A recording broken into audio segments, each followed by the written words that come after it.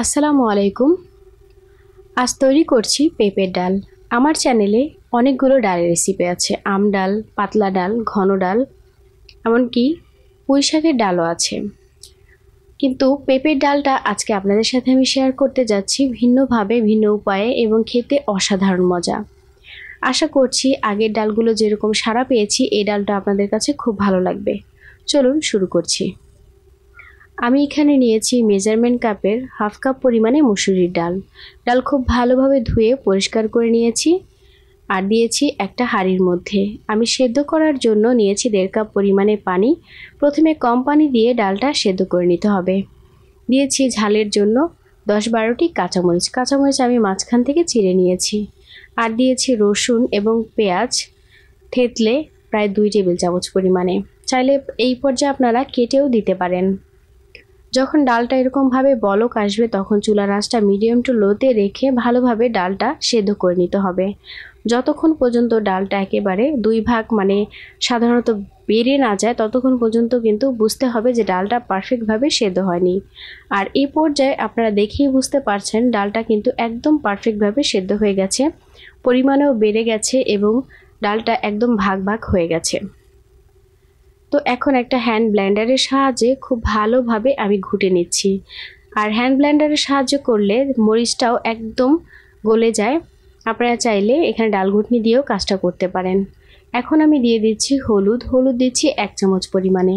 হলুদের পরিমাণটা একটু বেশি দিচ্ছি কারণ আমি যখন পানি অ্যাড করব পরবর্তীতে একটু ডালটা পাতলা করার জন্য তখন কিন্তু হলুদের পরিমাণ কম দিলে একদম সাদা হয়ে থাকবে।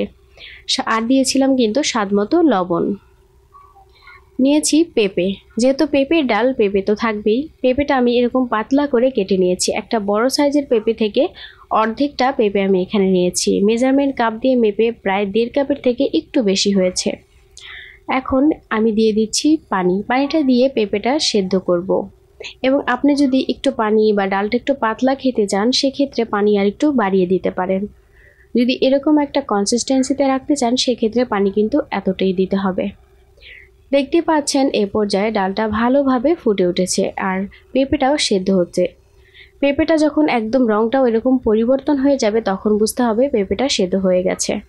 আমি এক সাইডে রেখে বাগার দিয়ে নিচ্ছি। বাগারের জন্য নিয়েছি 1/4 কাপ পরিমাণে সয়াবিন তেল আর দিয়েছি শুকনো মরিচ।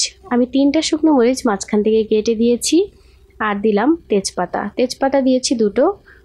পেঁয়াজ কুচি দিয়েছি আমি 2 টেবিল চামচ পরিমাণে। রসুন কুচি দিব 3 টেবিল চামচ পরিমাণে। বাগারে রসুনের পরিমাণটা একটু বাড়িয়ে দিলে ডালের স্বাদটা দ্বিগুণ হয়ে যায়। রসুনটা ততক্ষণ পর্যন্ত ভালোভাবে ভাজতে হবে যতক্ষণ পর্যন্ত কালারটা পরিবর্তন না হয়ে যায়। এই পর্যায়ে কালারটা একদম পারফেক্ট আছে। এই পর্যায়ে যদি আমি চুলা থেকে নামিয়ে বাগারটা দিই সেক্ষেত্রে আমি বাগারের যে অনেক সময় একটু বেশি জাল করতে গেলে কালারটা কালো কালো হয়ে যায়, তেমনটা হবে না। চুলা থেকে নামিয়ে আমি উপরে দিয়ে দিচ্ছি ডালের উপরে দিয়ে নাড়াচাড়া করে দিচ্ছি। আমি জাস্ট 2টা বলক তুলে তারপরে নামিয়ে নেব। আপনারা চাইলে ধনিয়া পাতা কুচিও এখানে অ্যাড করতে পারেন।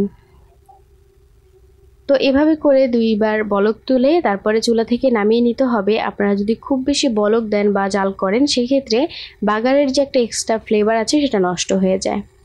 আর এই ডালটা কিন্তু গরম গরম ভাতের সাথে খেতে অসাধারণ লাগে। পেঁপের ডাল অনেকেই পেঁপে পছন্দ করে না, তাদেরকে বলবো আজকের এই রেসিপিটি যদি ফলো করে বাসায় রান্না করেন তাহলে এটা স্বাদটা ভুলতে পারবেন না। খেতে কিন্তু অসাধারণ এই পেঁপের ডালটা এবং স্বাস্থ্যগুণেও অসাধারণ। তো সবাই ভালো থাকবেন, সুস্থ থাকবেন। আজকে এই পর্যন্ত, পরবর্তীতে নতুন কোনোভাবে হাজির হব।